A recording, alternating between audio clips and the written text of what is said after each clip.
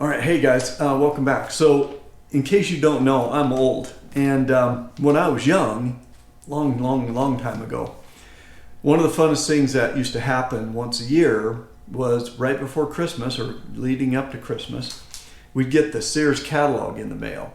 And in that catalog, the first 2/3 of the catalog would be devoted to the new toys.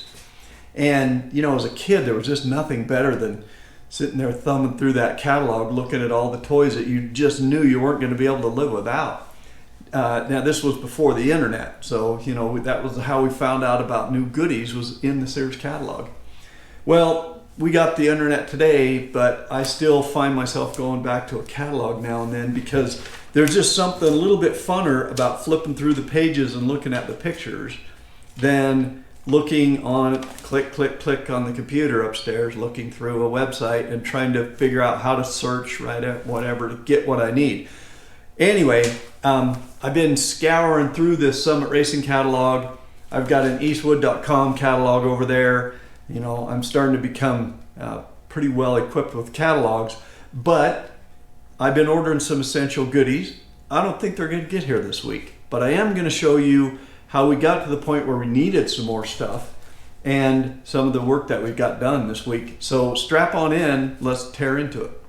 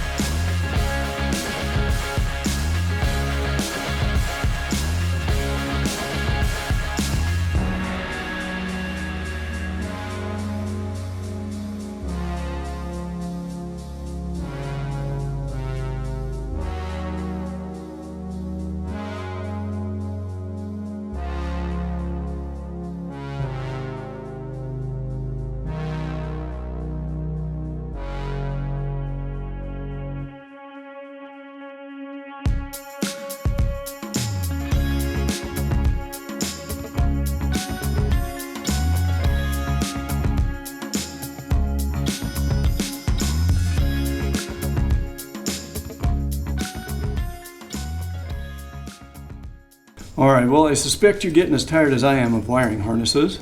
It's been a few days working on this thing, but I mentioned I was going slow. So I'm gonna show you what I've done today. I haven't done too much on the wiring harness, just a few tweaks. And I've started working on fuel system, but I gotta go get me some more fittings. So I'm gonna set these down, and I'll pick you up and show you where my thought process is going right now. So I had kind of forgotten about the fuel filter, so I've got the fuel filter in line there. That's the 100 micron one, the tiny one. And I think what I'll do is I'll come across like this, and I started thinking that I'm getting a lot going on this back plate, back firewall here, and I wasn't absolutely sure this was going to be a great place for that upon further reflection. So I think what I might do is bring it over here, somewhere in this area, and then we'll actually be able to see the gauge better and make adjustments to it better. And then, you know, we'll basically come over here with our main line. We'll turn around and go back with our delivery line, back up to there. And then there, down there, is our main hard line return line that will send the stuff out of the bottom of this thing too. However, at this point, like I mentioned, I don't have any fittings that screw into that fuel pressure regulator. I have all these that are female. I need some males, and I need some 90s. So I'm gonna go get some of those and we'll carry on. All right guys, I'm back and I'm stuck. I'm not stuck in here between the tire and the frame, although that's where I'm standing. I'm stuck looking for parts. I was gonna try to hang up my fuel pressure regulator and get my fuel line to it, but my fittings are all this female kind of fitting. So this plug right here, this blue plug, is threaded, and then it's got an O-ring around it. So I know this is a kind of a standard type of fitting, and I need male versions of fittings like this. I would like to have one that's a 90 for up here at the front, and I might need two 90s, and I need a straight in one, and I need a straight out one for the return line. And I went to every auto parts store in town, or every brand of auto parts store. I went to an O'Reilly's, I went to an AutoZone, I went to a Napa. Everyone who especially was working in an auto parts store on a Saturday is not really car people or parts people. I mean, I think they know how to sell you windshield wipers and the right stuff to wash your car with, and maybe some tire black for the tires, but when it comes to specialty parts, they're clueless. So I'm gonna go have to order some of these online, and it seems like that ordering online thing is what keeps getting me in trouble every time I go on one of these websites that has these specialty parts that I need. Then I find a whole bunch of other stuff that I didn't know I needed until I saw it. I have a little issue with my nice 90-degree return fitting here for my water back out of the heater core. The 90 is hitting up against the fuel line that goes between my injector rails, these two rails right here. In the back there's a braided steel line that goes between the two, and I'm hitting that when I try to screw this in. So I'm going to see if I can loosen those up and raise them up out of the way a little bit, and then hopefully tighten them back up and not have introduce any leaks into the system. And yeah, I'm kind of at a dead stop for a minute until I can get some more parts. So I'm going to head upstairs and sit down on the computer and get a little more purchasing done. And then I'll be back if I'm doing anything substantial on this thing for the weekend. I'll show you what I'm doing. All right, guys. I was able to actually get that fitting in there. I didn't think I was going to be able to because it was hitting against my fuel line here that goes between the rails. But this is able to actually rotate up out of the way high enough to get it to where I could spin that thing. Now that's a 3/4 inch fitting right there. And so what I did is I put an end wrench on it, and I put a socket extension up here through the top, and I use that to lever it to tighten it down. Obviously not the proper use of an end wrench, but it worked okay. So that's in. If you care, that's where our PVC or PCV valve goes. Our positive crankcase ventilation valve goes back there. Up here in the front, we're still missing our oil filler tube, which, like I mentioned, my shiny brand new one doesn't fit in that hole. So I got to go try and get the old one out of the old intake manifold. I need a thermostat housing. I have a thermostat, and I need a water pressure or water temperature sending unit that goes right here. And I think I don't think I was really clear on why I need another one of those.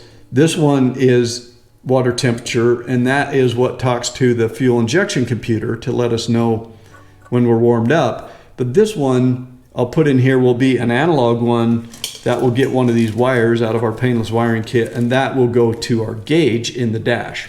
So So that's why we'll actually have 2 temperature sending units for the water here, and then down here I now have my oil pressure sending unit here for oil pressure.